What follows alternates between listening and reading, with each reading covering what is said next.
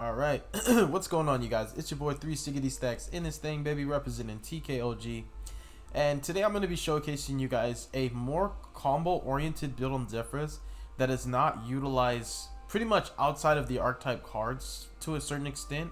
ZEFRA Yang Zings is actually a very popular and traditional build, uniquely derivative from the OCG. We actually did not start this trend, even though it's not a trend right now. It was a trend for a while, and the OCG were the first ones to come up with it. We sort of just mimic a lot of the things that they do. So what the Yang Zings offer, as far as what they give to the ZEFRA archetype, is they give them access to a lot of firepower and the utility of being able to break boards without accessing your pendulum summoning mechanic. So you can put in a lot more work before you pendulum summon using this build, and it also is going to allow you to navigate through fully established boards a lot better and set up baits for the interrupts your opponent has before you actually commit to your scales and make your plays that way. So it offers a lot more variety in that sense, which is something that ZEFRA's always has struggled in. They're a really good control deck, and as far as pendulum decks go, they are definitely one of the best, but going seconds, this deck can really struggle going against really big established boards. And I feel like even though the Yang Zings do give you 2 additional bricks, which they're not always bricks, to be honest, because these do work really well with the archetype. Granted that every ZEFRA card that has ZEFRA in its name still originally belongs to the archetype that it's tied into. So there's a really big thing with the lore. I'm not going to go into that. But they still have unique synergy with the actual Yang Zing monsters themselves, and they're extremely searchable and accessible throughout this deck, and it gives you a lot more utility when it comes to the interactions with stuff like 9 pillars. Your synchro options now, being able to go into Yazi and Yazi to tutor out Jiaotu is a really big deal. Having access to Chi Win every turn for the grind, just being able to bring this back off of your Baxia, and then you can utilize his effect to bring yourself back after whenever you're done recurring him. It's just really strong, you guys. So as far as the control route goes, there's not much different that's going to change when you're going first, except now because the Strudel's off the ban list. This has always been in my ZEFRA list until the Strudel got banned, but now that the Strudel's back off the ban list, this does make a huge deal going first, because it allows you to have access to the Odd Eyes Meteor Burst play before you even do any of your other snappy combos. So I really like this a lot. I think this list is a lot more versatile than just your average run-the-mill pure ZEFRA deck. It does not utilize Path in the main deck, but Path is always going to be a side deck choice as far as floodgates go if you choose that route. But just due to the way that my build is set up, Path is not going to be that strong in the main deck for me, but I do side it for the decks that it just counters really hard. So, sorry, my nose is like really stuffy while I'm talking. Not like I'm sick, I'm just, I'm just recovering, I'm fine. But, yeah, so that's pretty much like the brief synopsis on the archetype. As you can see while I'm talking your ears off, you can already see the list. So if you're here for the list, you don't even need to complain about me not getting into the profile yet, because you can just screenshot this and just dip, right? So that's why it's also helpful to do this on the laptop. For those who are just here for the list, you can just screenshot it and go, so that way you don't have to sit through me talking or anything like that. It's going to be more helpful for you. So as far as defensive cards, I'm just playing 9 hand traps. So I feel like now, like, I'm not sure what the format's really looking like. I don't know if it's going to be control like people think it is. Just because skill drains at 3 doesn't mean like the entire meta is going to be warped around it. But also at the same time, I don't think Bird Up or Sword Soul or even Drytron are dead. I think that they're not going to get power creeped either. I think they're going to stay in the forefront. But they're just going to be a lot easier to duel against now. I feel like it's just not going to be as OP as it used to be. You know, these decks are just going to be easier to keep in check. And I'm not going to lie, with the stuff that the ban list addressed, even though they took my Evo, which really does grind my gears, but at the same time, it made those decks so much more manageable to play against that you can actually just break their boards with Engine with a lot of different decks. This is one of the decks where you can, if you open up well enough, but at the same time, the hand traps are also there so that you don't have to rely purely on Engine to do that. So Gamma just pretty much covers all grounds for this deck. Almost every power play you have no monsters when you're in the process of doing it. Ash and Imperm are just generically good. The thing that I like about Imperm and Gamma is, as hand traps, they can be drawn as your 6th card, or you can even hold them until you draw your 6th card and then use them to play into your opponent's established board. This hard counters a lot of hand traps that would normally really hurt this deck. I'm not going to lie. Drone Lockbird's like the only card that can truly like end this deck's turn. This deck really doesn't have to play into Nibiru, and it can play through it. It doesn't really lose to Ash. It's not going to lose to Imperm. It's not going to lose to Gamma. You know, it's just really Droll and Ghost Ogre are the only hand traps that are going to hurt. Ghost Ogre on your ZEFRA and Droll on the res of like a Providence can really suck, but there's ways to play around it. Like if you know that your opponent's on Droll, or if you can just telegraph it, or if you're just respecting Droll game one, you could easily just go Providence straight into your Anger Translator, and that'll help you to at least maintain field presence and still get into like a Shin Shin or a Chao Feng or any other synchro play you want. To be honest, you can also try experimenting with the DPE package. I just did not want to play any more bricks than I'm already playing. I'm already playing 6, being the 3 traps and then the 3 tuners right here. So 9 hand traps, like I said. For your starter cards, I'm on 3 prosperity. I look at this as a going second card in a lot of lists. In this list in particular, it's kind of similar. It allows you to see so many different power plays. And I really don't draw that much. Like if I want to draw, like if I wanted to focus on drawing, I would play more draw power, but I really don't. The only thing that this cuts off access to is the Oracle, you know, the Oracle trick where you can stack and draw. But I'm not even playing Crocosaurus, and I'm not even playing Stardust Charge Warrior. If Maxi ever were to mysteriously come off a ban list, I feel like that would be a go-to play for this deck. Because what they're doing in the OCG, and I do like studying the OCG because they like this deck a lot. This is a very popular deck out there, and this is one of my favorite decks. So I like learning from people who know better than me. And what a lot of them will do is they'll use Stardust Charge Warrior to stack the... Well, they'll use Oracle to stack the Maxi. They'll use Charge Warrior to draw it. And they'll normally just go into a Dinlong play and just get their 9 pillars. And that just seems super simple. And it's like, oh, that's not OP. But it really does have a lot of snowballing potential. And the whole purpose of the board is to keep your opponent's turn on check. And your resources are already on hand so that you can utilize the pendulum mechanics to just OTK whenever you need to. And they have a lot more options with having Dinlong. So, yeah, it's just huge. So, I think this is a deck you guys definitely should look into, especially this format. There's a lot more flexibility now and freedom, not just because of the ban list, like releasing certain cards, but because of other decks being in check. This deck is able to thrive a lot more in mid-range formats, I would say, and this is what it's looking to be. It might just be a mid-range format. But, yeah, Prosperity, great card. Not going to lie, it's hard to play this deck without this card. So, if you're on a budget... Totally understand. Just save up your money and wait to get this, because that's what I did for my pots. I saved up for a very long time and finally got them. I didn't do budget alternatives because there's no replacement for this card. It truly is just a standalone card. There's nothing like it. We have 3 Providence, 3 Oracle, and 1 Terraforming, and 1 Ravine for more starters. These all speak for themselves. One of the things that you should always be mindful of is Providence's Graveyard Effect. It's really helpful to keep you from dying, and also it has some cool synergy with ZEFRA War as well. Oracle is just free. There's just so much free value you get off this card. I say this, but I'm always going to say it. This is one of the most powerful field spells I've ever seen printed. I don't even know why they gave this field spell so many effects.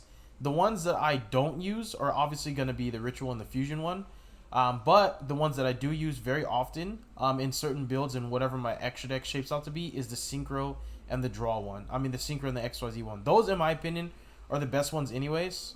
But to each his own. Honestly, the Ritual one's kind of busted. Shuffle and Monster on the field into the deck, but I literally don't Ritual Summon, and I just feel like it's just too much work it's like just too much extra work to put in just to get the extra effects off of it. But this field spell is crazy. You can search any monster.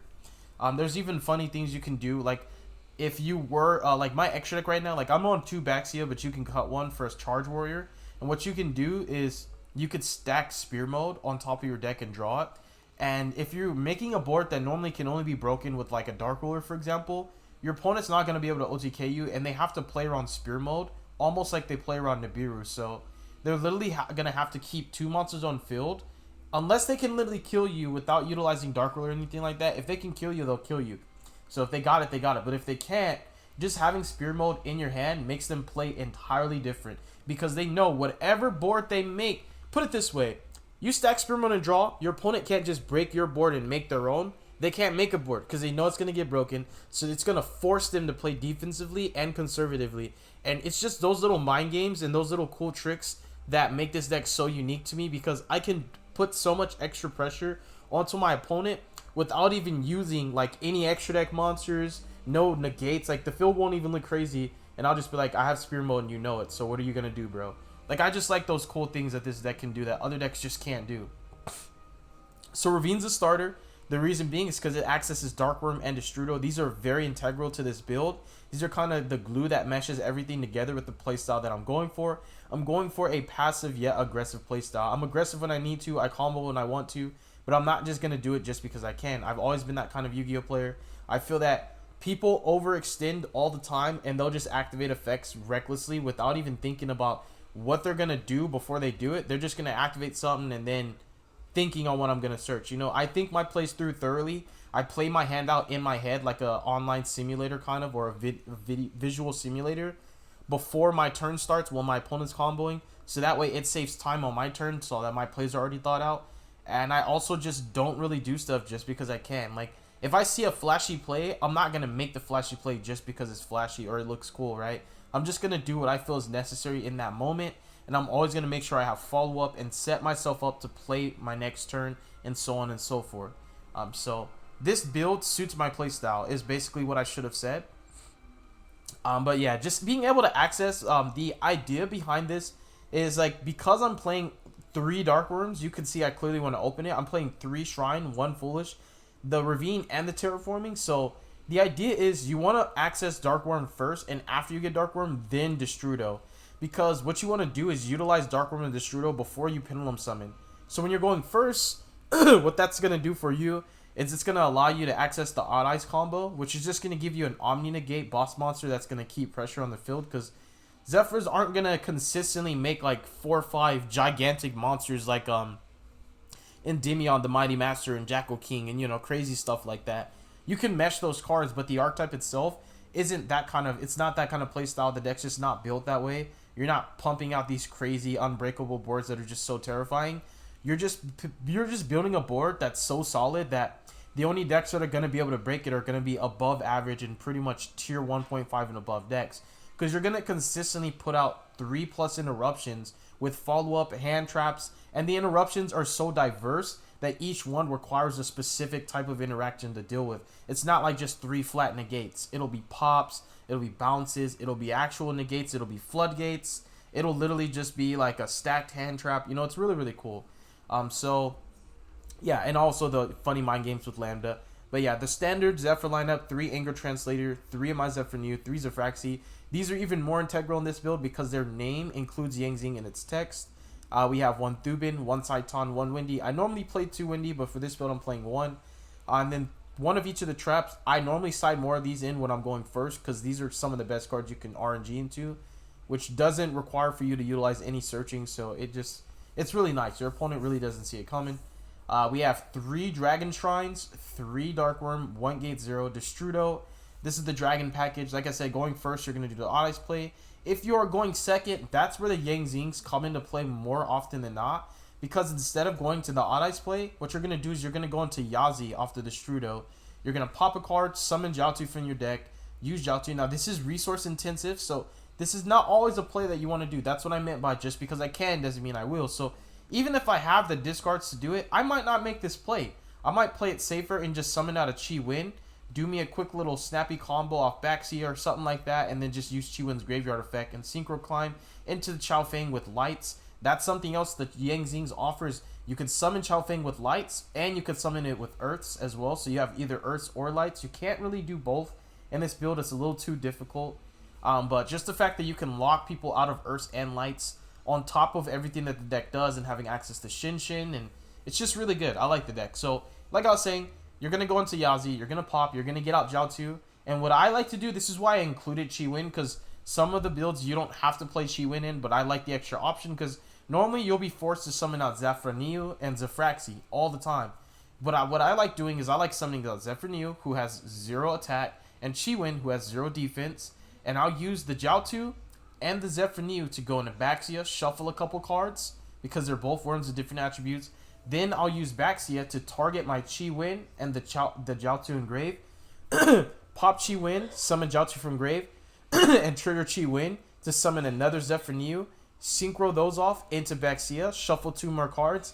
Then, if I need the tuner access, like for example, if I have Gate 0 and I know I can Pendulum Summon ZEFRA Neo, what I'll do is I'll Pendulum Summon, do my combo, use Baxia, pop itself, bring back the Jiaotu again, and then use Chi Win's graveyard effect, summon it out, And those are 2 extra tuners for more combos. So I can even use one of my level 4s plus the Jiaotu, go into Metaphys Horus, take one of my opponent's monsters, negate a card, use Chi Win after that with the Metaphys Horus that already used his effect, synchro with Chi Win and Metaphys Horus into Odd Eyes Meteor Burst, special summon out the gate 0, go into the Odd Eyes combo. You can do all of that off of the same play that it began with. So there's just so much possibilities and extension that you can go further and further with this combo. It makes it really, really powerful. This deck is able to do so much more with these bricks than without the bricks. So, like I said, just the standard Yazi play is really good, but the fact that you can go Yazi pop, double Baxia shuffle, Baxia to bring back the Jiaotu again, trigger Chi Win's effect because it was in the grave when a Yang Zing was destroyed. Pendulum summon out, your ZEFRA Neo, your ZEFRAXI, do whatever you want to do with all your ZEFRAs. At the end of the day, there's just so much more you can do after you clear your opponent's entire field. Like I said, you can do the level 2 plus one of your level 4s, go into Metaphys Horus, take a monster after you've already cleared 5 cards, go into the Meteor Burst combo, use your Vortex to bounce another monster, or you can even use the, man, this is why sometimes I miss Dinlong. You could even just simply use the ZEFRA Neo and the Jiaotu again to go into another level 8, and then just use the Chi Win and the 8 to go into a 9-star synchro. Just too many options, way too many options. You can even, if you wanted to play Herald of the Arclight, because it can be looped off Baxia, you can use the ZEFRAXI. You just target something else, obviously. You have to every time anyways. You can't target itself. Use the ZEFRAXI and the Chi Win to go into a Herald of the Arclight. Too many options. This makes your extra deck actually feel like it's tight. In most ZEFRA builds, your extra deck never feels like that. There's just so much flexibility and space, but in this build, because of all the possibilities just off of this little package right here and the combo, how it can just snowball into different plays after the initial line that you already took, it's just crazy. I really like it. And lastly, Foolish Burial, to be able to either dump Chi Win when I need it, Destrudo, or Dark Worm. It's just really, really good, you guys. Honestly, this build is really fun. I like it a lot. It's so much more enjoyable than pure ZEFRAs, but there's just too many ways to play ZEFRAs. I mean, you've got so many different variants. It's ridiculous. This deck not having a dedicated normal summon just makes it so flexible. Praying Kid ZEFRAs, Sword Soul ZEFRAs, Ancient Warrior ZEFRAs, Floodgate ZEFRAs, Invoked Dogmatica ZEFRAs. It's just too much. So extra deck is Shin, Omega. So we're doing a full Yang Zing package. I do actually sometimes want the third Baxia. You can do all 3 in the same turn. There's just so many combos. You can even do the Void Ogre play since you're normally not going to have a hand after that because you're going to set your trap that you search. That's the other thing, is as you're breaking the board and you make those boss monsters, you do those plays, you're going to get you a counter trap in the process. It's just nasty. You can even just search 9 pillars off the ZEFRA Neo, end yourself on a Fat Chow Fang Floodgate, and then 9 pillars pop shuffle into a Ash Blossom or a Gamma if you're leaving yourself wide open. There's just so much more interruptions you could get in the process of breaking a board. You're making your own board. It's just ridiculous. So 3 Baxia is sometimes worth it. Sometimes I want to play the Void Ogre. It's just so many options, you guys. That's the thing. This build just gives you more options than you would have without just literally adding 3 bricks. Dark Worm is not a brick, honestly.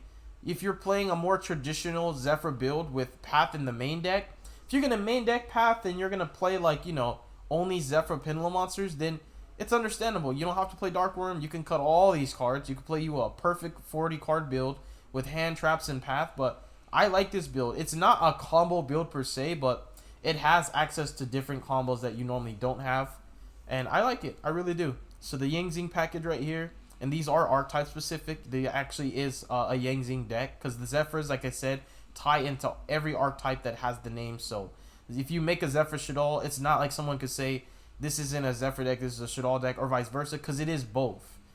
And then Metaphys Horus card is insane, non-targeting, non-affecting. Like you can make your opponent give you their masterpiece. It's ridiculous. It affects the opponent and not the actual card that it's trying to take or that your opponent chooses to give you, because you make your opponent give you one. It's not like you could say, I want that one, give it. Your opponent chooses, but when your opponent has one of those crazy boss monsters that you can't pop with Yazi, that you can't shuffle with Baxia in that combo I explained to you, after all, you've done all you can do Metaphys Horus will take that last monster your opponent has. So they won't actually have a choice but to give you that, because that's the only monster that'll have, the one that you can't get over, which is really huge. IP Masquerena, we have Lambda, Mind Game. Sometimes I'll make this just to make my opponent think that they're telegraphing Gamma when they're really not. And then we have Appaloosa, Borosword. It just gives me more kill pressure than Access Code can. Abyss Dweller is a lot easier to access in this list. Then the Odd Eyes package to have me an Omni Negate boss monster, which I literally do not have in my extra deck. Traditionally, I use my traps to do a lot of the heavy lifting as far as negates go, but it's always nice to have this. And the Dweller's ease of access as well. So that is going to conclude my deck profile. Hopefully you guys enjoyed it. Hopefully you learned. I'm so sorry to those of you who feel like the video is too long. Please understand, this is just how I make my content, and it's not going to change. But I do my best to please both sides of the audience, those who like the long content and those who don't. But God bless you guys. Make good choices. Don't hurt your brain cells. Stay tuned for future content. And y'all have a wonderful night. Peace.